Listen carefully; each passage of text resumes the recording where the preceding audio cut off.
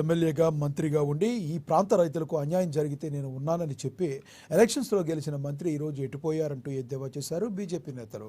ఇప్పటి వరకు రైతులకు బోనస్లే రాలే, రైతులకు రుణమాఫీ ఎందువరకు అయిందో ఇంతవరకు ఆ లిస్టు ఒకసారి చూసుకోవాలన్నారు. చిన్న చిన్న సమస్యలు ఉన్న వారికి రైతు బంధు, రైతు రుణమాఫీ కాని వారు రోజు రైతు వేదికల దగ్గరికి అగ్రికల్చర్ ఆఫీసులు చుట్టూ తిరగడానికి తప్ప వారికి న్యాయం జరిగే విధంగా ఈ ప్రభుత్వం ఇంతవరకు ఇస్తుండేది నమ్మకం లేకుండా పోయిందన్నారు. రైతులకు ఇవ్వాల్సిన సబ్సిడీ యాంత్రీకరణ కోసం వ్యవసాయ పరికరాలను సబ్సిడీ పైన అందించకుండా ప్రభుత్వం మోసం చేస్తుందంటూ ఆరోపించారు.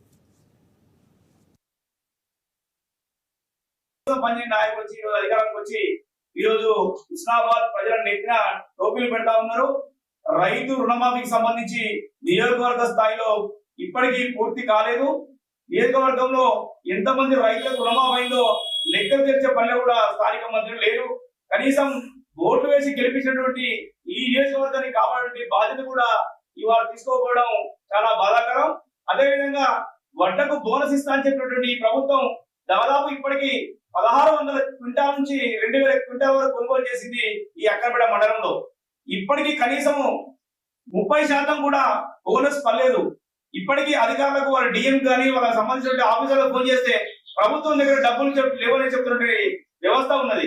దీనిని వెంటనే మంత్రి గారు అధికారులతో మాట్లాడి మన అక్కరపేట హుస్నాబాద్ నియోజకవర్గ సమస్య అందరి మీద కూడా రైతులకు సంబంధించిన సమస్యను వెంటనే పరిష్కరించాలని భారతీయ జనతా పార్టీ పక్షాన డిమాండ్ చేస్తా ఉన్నాం.